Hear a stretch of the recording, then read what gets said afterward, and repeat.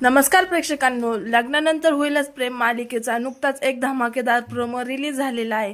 या प्रोमोमध्ये आपल्याला पाहायला मिळतं की काव्याचे डोळे जेवण आनंदामध्ये चालू असते। पार्थ आणि काव्य दोघे खूप आनंदात असतात।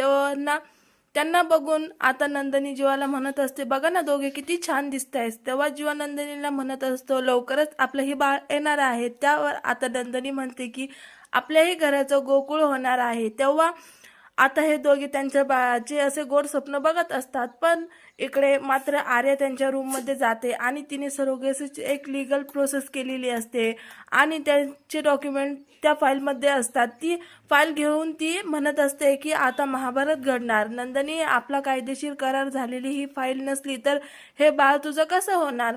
बाळाची आई नंदिनी काय असं म्हणत आता आर्या जोरजोरात हसत असते आणि आता आर्या आता खूपच खालच्या पातळीवर उतरलेली असते। तिने सरोगेसीची करार फाईल असते तीच गायब करण्याचा भयानक निर्णय घेतलेला असतो। आता या सगळ्या परिस्थितीला जीवा आणि नंदिनी कशा प्रकारे तोंड देतील हे पाहणं खूप रंजक असणार आहे।